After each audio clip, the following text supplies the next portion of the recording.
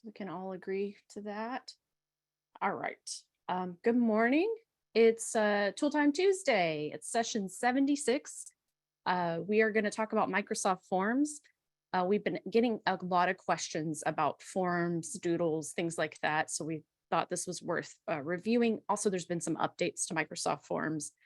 We realized when we started this that we did this session 3 years ago, almost to the day. So lots, things have changed in Microsoft Forms from 3 years ago. So right at the beginning of the pandemic, we talked about Microsoft Forms. So we're doing it again. So as always, I'm Larissa Gann. I'm from the Research Medical Library, and my colleague and co-host is Leslie Moore. If you have questions about this, or really you just need information or support in general, you can contact us in the library. We'll try to get you to the right person, the right place, the right information. So you can find our website. You can search for library on Inside, or you can search for MD Anderson Library on Google as well. We're here. I wanted to mention some upcoming classes. I know that there's lots of summer students and fellows, and some of you may just need a refresher. On Friday, we have Literature Search Basics class. So one of our expert searchers is going to teach that class, which is exciting. We have PubMed, Search, Save, and Cite. I think I forgot to put the comma in there. EndNote 20 is here, so there's going to be a new EndNote 20 class on July 26th. And we have a Dear Editor coming up on how do I prepare my manuscript for publication. So if you have any fellows, this is probably something you want to, send them the link to the library calendar. They can also go to Inside, to the events page, and get access to sign up to attend this course. It's just 30 minutes, but it's a great overview of some of the services and resources that we have in the library. Also, you've received this email, you've seen it on Inside, but it's worth saying again, annual enrollment starts July 15th. This is super important. So review your vision, dental, life, etc. There are options for you to raise your coverage for your vision, dental, etc. There's options to lower it if you need to save a little bit of money. I know one year I had a dental situation, and I was able to wait till annual enrollment, raise my dental coverage, and get more coverage for treatment. So that was great. Also, you can consider if you need a UT Flex account this year, that can save you some money. There are annual enrollment fairs. There's one on July 12th in Bastrop and one on July 13th on the main campus. You can find that information on Inside. So don't forget about annual enrollment. It's important. But today we're going to talk about Microsoft Forms.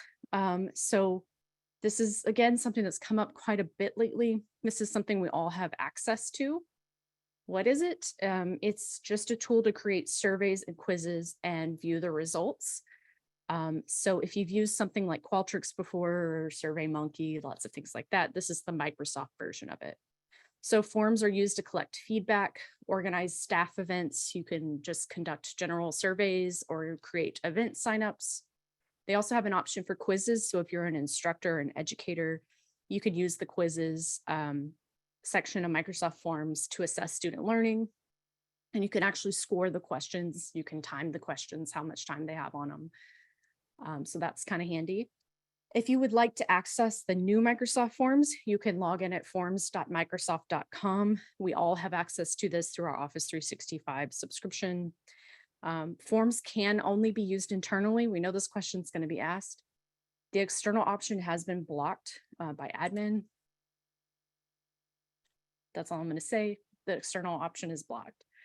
Qualtrics is an alternative for external surveys. It's also a little bit more robust. That's the word I'll use.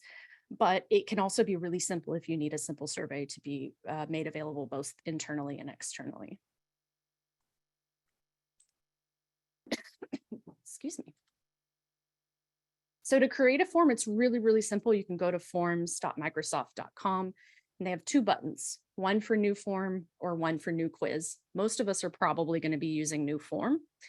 You can name the form, you can give it a description, you can start adding questions and choose the types of questions that you want, and we'll look at that.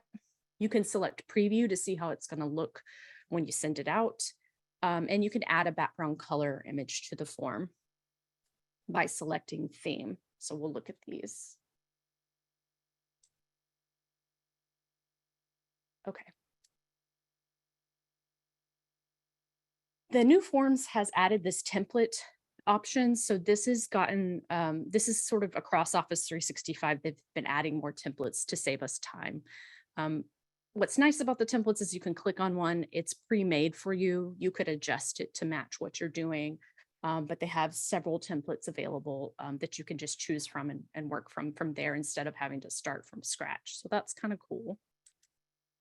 The question types on the basic forms that you'll fill out. First of all, when you create a form, they give you some recommended questions now. This is really helpful because some of these things you're going to want, like name or email, and there's more than in this screenshot. You'll see you can scroll down. So you could just select one of these and not have to recreate it. You can also create your own from scratch. So they have a multiple choice question option. They've added a area where you can put images next to your multiple choice. So if you were doing something a little more fun, like wanting to quiz on, I don't know, make a quiz on the new Barbie movie, whatever it is, you could add images there for your quiz. You could add a text box. There's a rating option. There's date. The date is clunky. It is not going to work for scheduling meetings because what it does is have the end user select any random date. So that's not very, very helpful in this case. Hopefully they'll improve that eventually. There's a ranking option, a Likert option. You can upload a file. They have a net promoter score, which is more for like marketing and sales, I think. But it also has a way for you to create sections. So if your survey is a little longer, you could create some white space in between your questions or headers. You don't want to have a survey that's too long, but it's nice that you could have a subheading section kind of area. We do have a question. Do we all have access to Qualtrics? Yes, we all have access to Qualtrics. You could go to Inside and search for it and you can get access. I believe they still make you take a short course before they give you full access. Not positive on that, but Academic Analytics and Technology is the department that runs Qualtrics. So they can answer any questions on that and they're super brilliant there. So yes, we all have access to Qualtrics. Good question. You can add themes to forms. So, we had the templates before that have pretty backgrounds and stuff, but if you want to create your own form from scratch, you can go to the style section of your form and you can add a background theme. They just have pretty colors. It's kind of like when you're creating a Google form to give it a little bit more pizzazz. They also have a thing at the bottom where you can add background music. So I do want to remind everyone that having moving backgrounds can be an accessibility issue. So they do have these things where they can have like the moving background, the animated GIF or whatever. That can really cause some people issues. So consider that when you're creating it. It may look cute, but it may not be helpful. Also, the background music, it can be fun if you're doing a fun kind of quiz, but it can also be a little annoying or alarming. So consider that as well. There are flat kind of images for the themes that you could use that don't move. So those might be a better choice. I'm not saying don't use them ever, but just consider that there are people that would be an accessibility issue for, a pretty major accessibility issue. Settings and forms. So someone asked, is there a reason that the external use is disabled? I don't know, but you can contact Info and ask them and don't tell them that I told you to contact them. No, I'm sure it's for a security purpose that it's disabled, but I'm not sure. That's something you'd have to ask IT. So the settings and forms. So you create your questions. If you want to change the settings, you can click on the ... and choose settings. There's a little ... in the upper right-hand corner. And there's several things you can fill out. So you'll see at the top, there's the who can fill out this form. This is where anyone can respond is grayed out because admin has blocked that from us using that at this time. Perhaps eventually it'll pass security and they'll allow it. I'm not sure. There's also a section for only people in my organization can respond. That's the default. So that means you could send the link to anyone at MD Anderson. You can check or uncheck whether you want to record the name. So you could anonymize the responses if you want to. You could also say they can only do one response per person, so they're not, loading responses on your survey. And you can also choose specific people can respond. That's where you would enter email addresses for that. There's also options for responses. So these are some basic options like you're ready to accept responses. You might want to put a start date or an end date instead to say, I want this to go during open enrollment. So between July 15th to the 31st and have it end. You can give them a time duration. So how long they have to complete it. That would be more for something like for a student. You can shuffle the questions again for students. That's helpful. It deters them from copying each other. You can have the progress bar show for how much longer they have to finish the survey if it's long. There's quite a few other things that you can see. There's also allow respondents to save their responses. So when you finish the survey, there's a way to save your responses if you want as the respondent. We realized once you've saved the responses, it shows up in your forms list on the main forms website. So if it's something you want to be able to go back to, you could save your responses so that that form will show up. You don't have to, but it's just an option. There's also a lightning icon that shows up in Microsoft Forms and in other Microsoft products as well, I've noticed.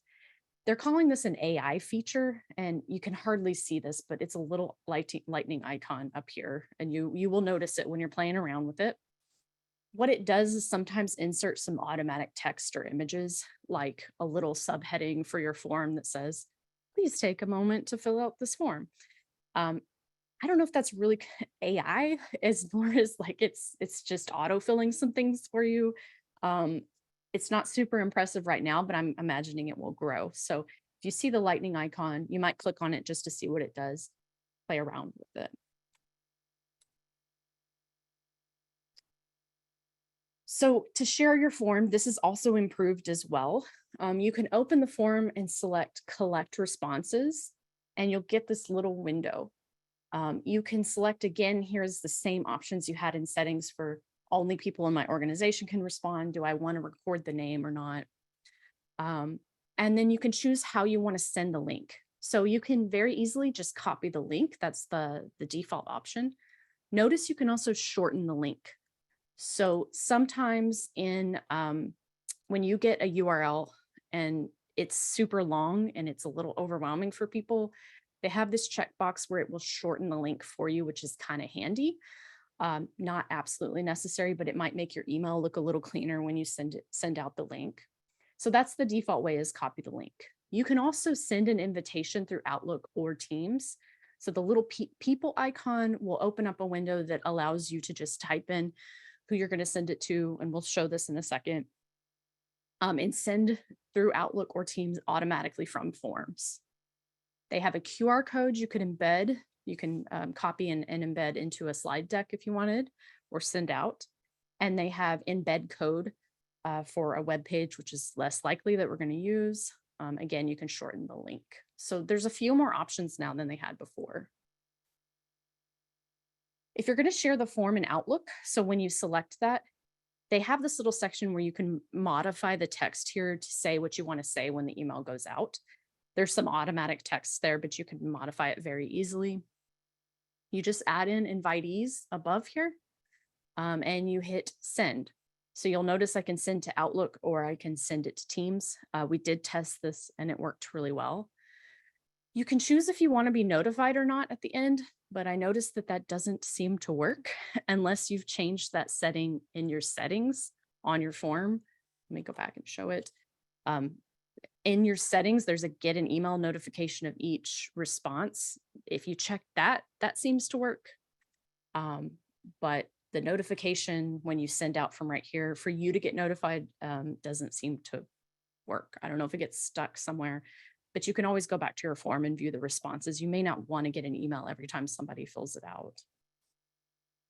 If you want to share the forms in team, in Teams, it's the same thing. You can modify the text in the form. You search for the Teams channel instead of individual people, and you hit send. So once you send, again, you can choose if you want to be notified. This did not work for me, but it's on Teams, so anyone can then go in and start the form. You can see that I tested that on our staff site, and I told them they could ignore it, just to see what it would look like. So it will pop up on the Teams channel for people to fill out that way. For responses and forms, you can select the responses button to view response information. There's a remind them option, so you can remind your recipients if you had put email addresses in. You can open the responses in Excel. You can view the results in a text format. They also have an insights option. So the insights option, depending on what kind of data you're collecting, will sometimes give you a little bit more information on the data you've collected. It's not super impressive so far from what I've seen, but I haven't collected anything very complex in there. You can also add branching logic. So if you haven't created a survey before, branching logic is just a way for you to ask a question. If someone answers in a certain way, it will ask an additional question. So you just create your questions first, choose the questions you want to branch from, and then you'll add the branching logic. So you can only branch moving forward through your questions. You can't go back. So you can't go from question 4 back to question 3, but that's no problem. So it would be something like, do you want to be notified for a future session? And they say yes, and then the email address field pops up so they can add it in. If they say no, it doesn't pop up because they don't want to be notified.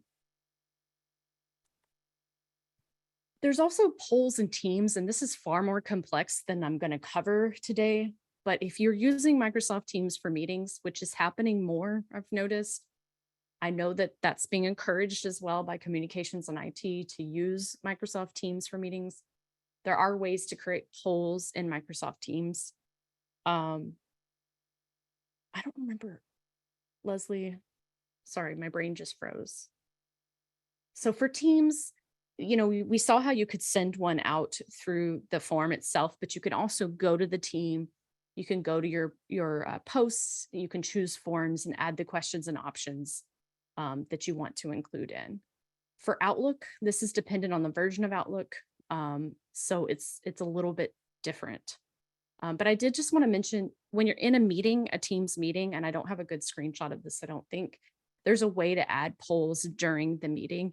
And they've increased sort of the options for that as well, but I'm not going to go into that fully here because I honestly haven't tested it fully. Perfect example for polls and teams is if you go to the T3 team, so Tool Time Tuesday, if you go to that team and then you look at the top, it says something like suggest topics, and that is one of our polls. It's one of our forms. Right? Right? It's a form. Yeah. So sometimes the terminology is what I'm getting mixed up on a little bit there, but there are options to add polls when you're in the Teams meetings and on your team and all of those things. So just like we always say, you want to consider about how you're going to send this form out. I'm assuming most of you are going to send it out through email. There are ways to embed it into the other Microsoft products. They're trying to make all of that stuff integrated. If you ever have a question, ask on the team and we will explore it some more, or someone else may have tried it as well. So, okay, so there is a polls option in Outlook Online. We tested this, but they don't work because, again, something's being blocked by IT. They look like they work, but they don't quite work. They're read only. We did find a workaround, of course, but we didn't want to show it because it's not working the way it probably should. So I put in a ticket asking about this to figure out more about sending a poll online through Outlook Online. You can still send a poll through email, just like we talked about. You can send the link. You can do it automatically from forms, or you can copy and paste it into the email. This would just be another way to add a form to Outlook Online if it worked properly. I wanted to mention Find Time again because we've been asked a lot of times, what do we use to schedule meetings? So a lot of people are using Doodle polls, but I believe Doodle polls has gone to a pay-for version. They've increased you can only have so many people reply or something like that. Did you Right. see The the? free version has a shortened amount of total responses available. So like once upon a time, you could have any number of options for your result for your question, right? So you'd have like 100 responses, not responders, but responses or choices. And now it's like 20. So this has become a problem, and we've had a lot of people asking us. There is not an institutional subscription to Doodle polling, as far as I'm aware. It's possible individuals are maybe trying to buy that, but what I'd like to encourage you to do is to try to use Find Time. It actually works really smoothly. You can just when you're creating an email, you can add a new meeting poll to it. And when they're calling it a meeting poll, it's really just trying to schedule people. You choose the dates, you choose times, and you can see everyone's availability really quickly and easily to choose those dates and times. And then it sends them a poll to fill out. You can also reply with a meeting poll. So if someone has emailed you and said, hey, we need to meet on this, you can write from that email, click reply with meeting poll, and select some times that you're both available, or all 3 or 4 or 5 of you are available. Send it out and have people choose the time that they prefer. There's more information on Find Time. If we did a whole session on this late last year, was it last year? Yeah, late last year. I posted the slides, the recording, and the handout on Teams. So you could review that to use it if you'd like. It's actually not too hard to use. It just takes getting used to, like anything. And I think also we cover how to do that for someone you support, correct? Yes. So we have a handout also on the team about how, if you're a delegate for someone else, how do you do it on behalf of someone else? So there is a way to do that as well. So Find Time might be the solution for Doodle. I know it's different, and a lot of people are used to using Doodle, but we probably should get used to using this. And maybe if we all use it, then it'll become a standard. Any questions about that or so far?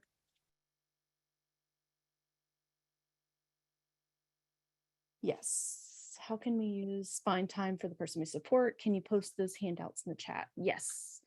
Hold on. I think we have it listed, the previous Find Time. I'll find it, but I think we've got it. Yeah. In our handout as well. Yeah. So I'll share it afterwards again. Okay. It's actually pretty magical to use. So a couple of other tips. For form creators, you can collaborate or duplicate forms. So if you don't want to start from scratch, you could use one of those templates, but you could also just duplicate a form you've done before. The collaborate option allows you to share the form so others can edit and review the responses. We did notice that when we hit collaborate, that means that other people can edit and review your responses. So be careful if you're using that to turn it off before you actually send it out. That can cause an issue. So test your form before sending. So it's always a good idea to have some coworkers test it out, make sure that it's working the way you think it works. Do the questions make sense? Do they flow properly? Does the branching work the way that you wanted it to? Review the options for responses. So this can help you manage the intake of your responses. And there's also a multilingual option. So you can choose for the survey to be in a non-English language. What it does is translates the embedded Microsoft text, like the submit button and some of the default language, to that other language. So if you know you're going to be doing a survey in Spanish or whatever language, you can select that language and it will translate the Microsoft embedded text as well. And just a reminder, as a responder, if you want, you can save your response so that you can look at the link again later if you want. Not sure if you need to do that or not, but just keep in mind that when you finish a survey, there is an option sometimes to save your response. Okay.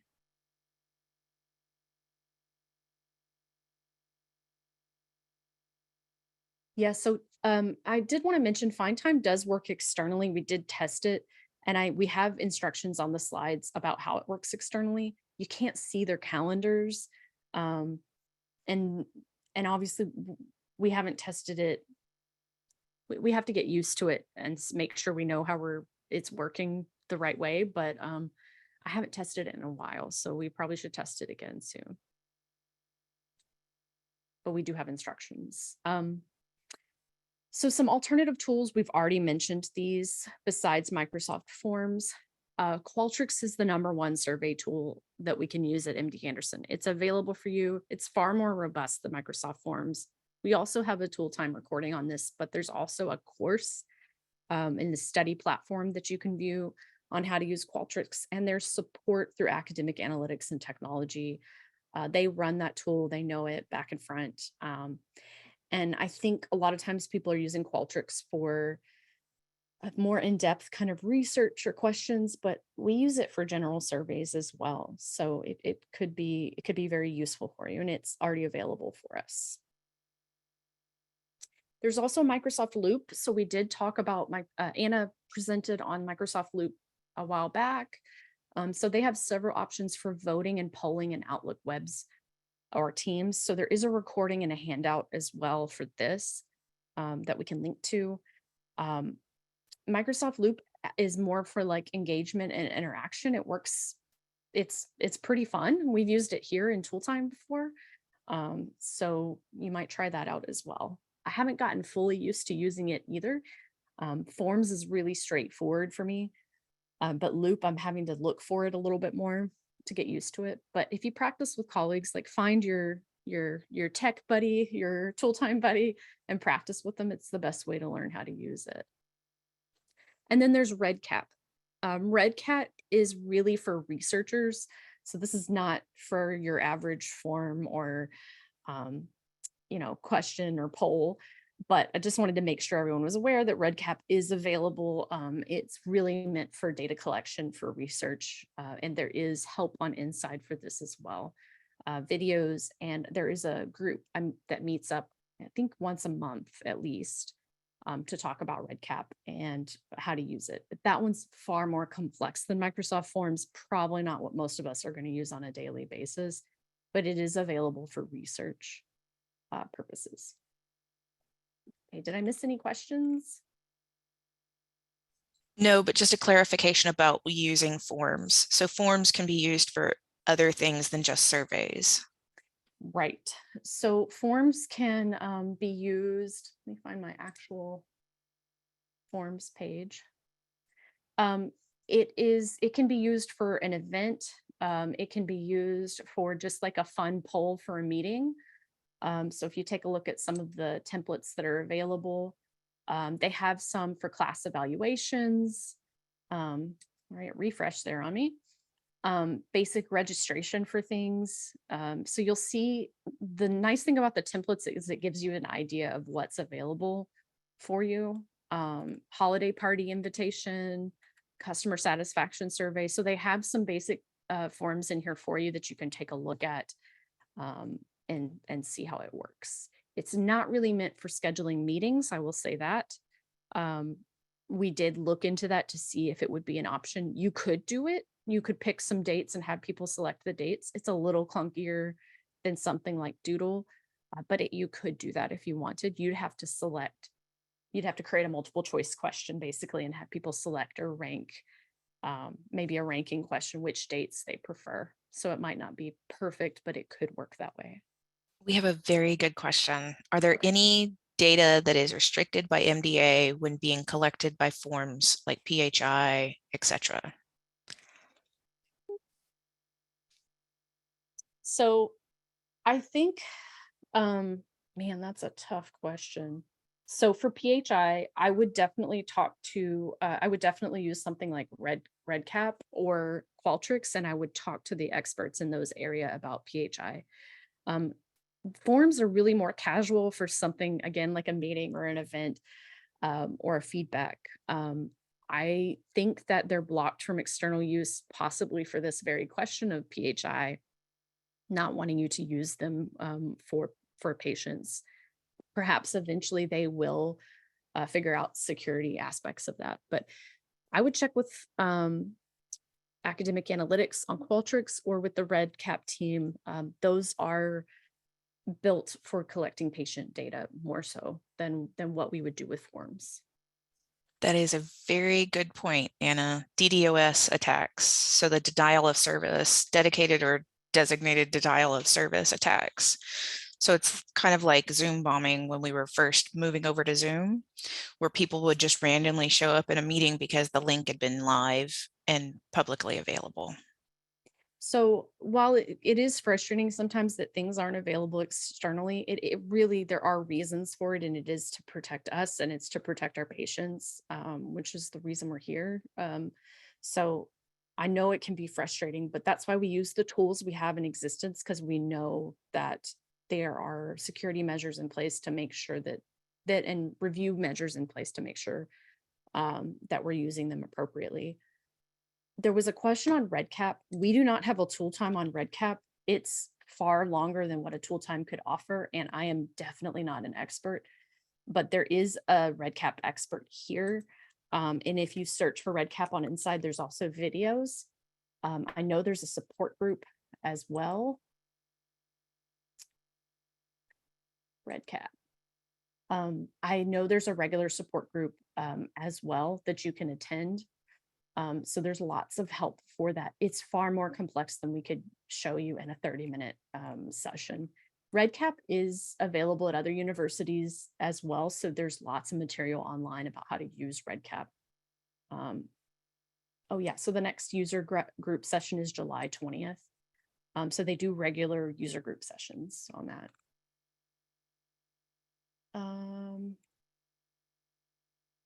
Yeah, biostats is the place to go for REDCap. So if you have a biostatistician or you just go to the biostats department, they should know who the REDCap people are and they should be able to help you as well. That's a great resource. Thanks for bringing that up. Yeah, there's tons of support for REDCap.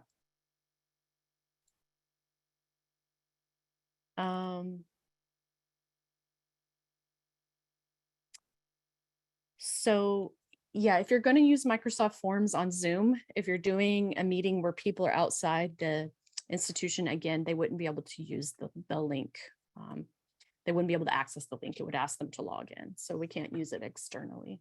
But yes, I'm sure you could easily use MS or Microsoft Forms internally in a Zoom meeting. You would just need the link. Yes. So if you're going to do something external, in theory, especially for something like classes, there's other tools that are available like Kahoot or Slido, something that's fun for a class that's casual. Microsoft Forms is really meant for internal use for meetings and things like that. Qualtrics, again, could be used externally, but it's a little more formal and meant for data collection. So keep that in mind. Any other questions? Any other thoughts on forms? Anyone else used it in a way that was helpful?